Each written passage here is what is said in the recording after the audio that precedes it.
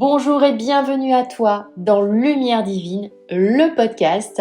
Alors aujourd'hui, nous allons explorer l'un des chemins de vie les plus présents dans les métiers du soin, de l'accompagnement et de la guérison énergétique.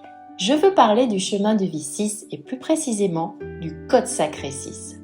Alors si tu es thérapeute, énergéticien, coach intuitif, praticien holistique ou simplement engagé dans une démarche de service à l'autre, eh bien tu vas probablement te reconnaître dans plusieurs aspects de cette vibration.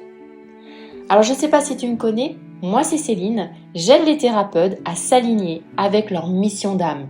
Je suis médium, numérologue.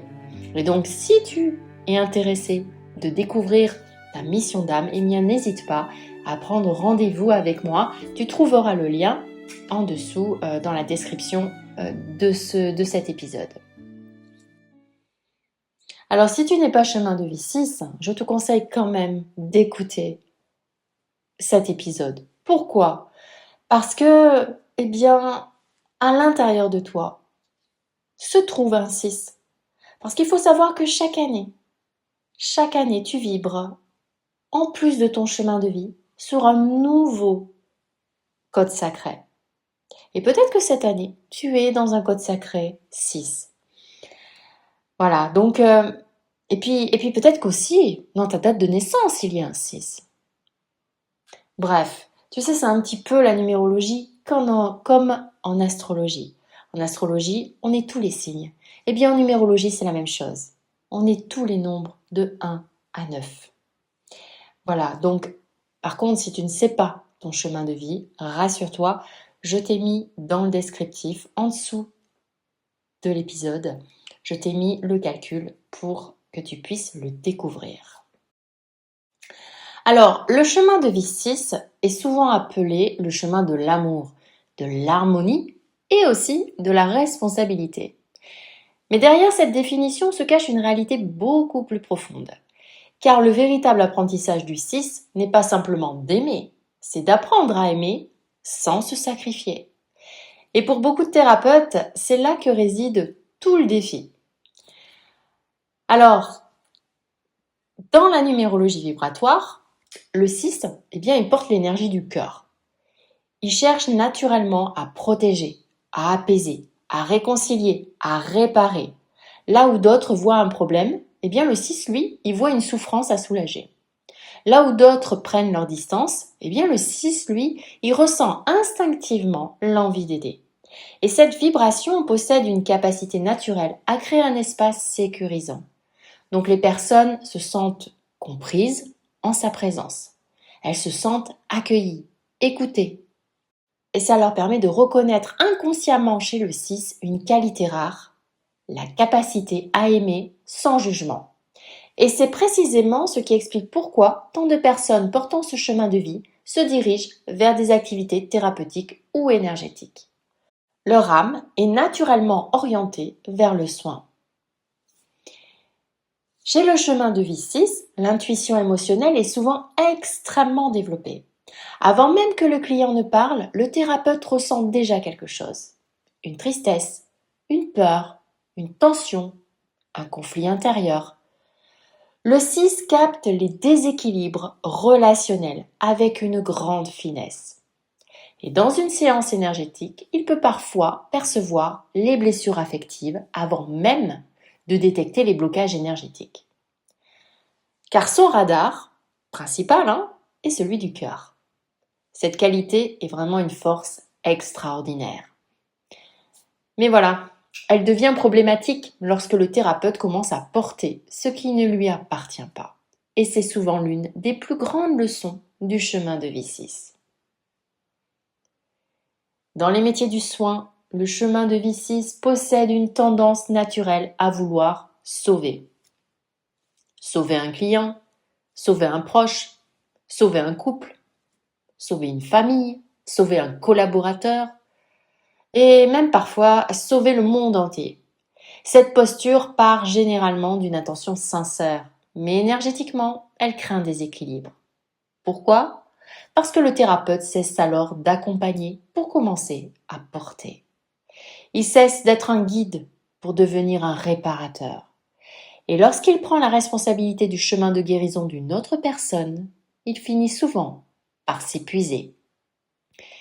Et de nombreux thérapeutes portant un chemin de vie 6 connaissent des périodes de fatigue inexpliquées, des baisses d'énergie, des difficultés à couper après les consultations, une sorte de surcharge émotionnelle chronique. Et très souvent, il ne s'agit pas d'un manque de compétences, il s'agit d'un excès d'identification à la souffrance des autres. La maturité de chemin de vie 6 consiste à comprendre une vérité fondamentale. Aimer quelqu'un ne signifie pas porter son destin. Accompagner quelqu'un ne signifie pas faire le travail à sa place. Guérir quelqu'un n'est pas votre responsabilité. Créer les conditions de sa guérison, oui, mais la guérison elle-même appartient toujours à l'autre. Et lorsque le thérapeute 6 intègre cette compréhension, eh bien quelque chose change profondément dans sa pratique. Il cesse de lutter. Il cesse de vouloir convaincre. Il cesse de vouloir obtenir des résultats à tout prix. Et paradoxalement, son accompagnement devient beaucoup plus puissant, parce qu'il travaille alors depuis l'alignement et non depuis le sauvetage. Une autre caractéristique importante du chemin de vie 6 est son besoin d'harmonie. Le 6 aime que les choses soient belles, fluides, cohérentes, alignées. Cette qualité peut se traduire par une grande exigence professionnelle. Des protocoles très soignés, une attention particulière à l'espace thérapeutique, une volonté constante d'offrir le meilleur accompagnement possible. Mais cette recherche d'excellence peut parfois se transformer en perfectionnisme. Le thérapeute 6 peut avoir l'impression de ne jamais être assez formé, pas assez compétent, pas assez prêt. Il accumule alors les formations, les certifications, les initiations énergétiques, toujours dans l'espoir de se sentir enfin légitime. Or, son véritable défi n'est généralement pas de devenir meilleur, c'est d'accepter qu'il est déjà suffisamment. Derrière de nombreux comportements du 6 se trouve souvent une question inconsciente. Suis-je digne d'amour si je ne rends pas service ? Cette interrogation influence fortement sa pratique professionnelle. Le thérapeute peut avoir du mal à faire payer ses prestations.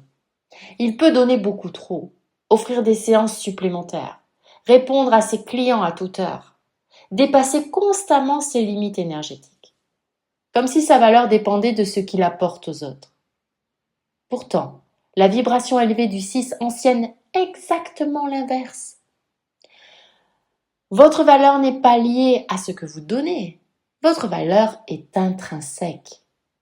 Et plus vous reconnaissez cette valeur, plus votre activité professionnelle peut prospérer dans l'équilibre. À son niveau le plus élevé, le chemin de vie 6 devient un véritable gardien du cœur. Sa présence apaise, sa parole réconcilie, son énergie rassemble. Il ne cherche plus à sauver, il inspire. Il ne cherche plus à réparer. Il aide chacun à retrouver sa propre capacité de guérison. Il comprend que son rôle n'est pas de devenir indispensable, mais de rendre les autres autonomes. À ce stade, sa pratique thérapeutique change profondément.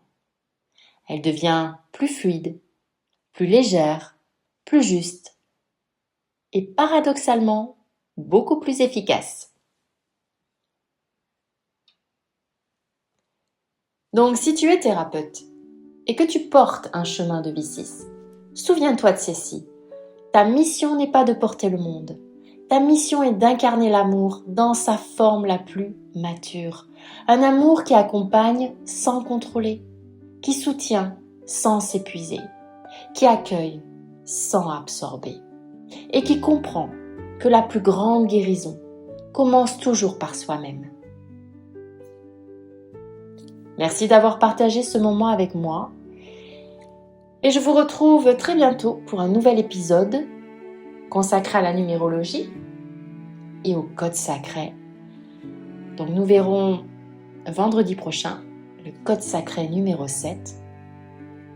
Prends soin de toi, de ton énergie et n'oublie jamais que le thérapeute a lui aussi besoin d'être accompagné.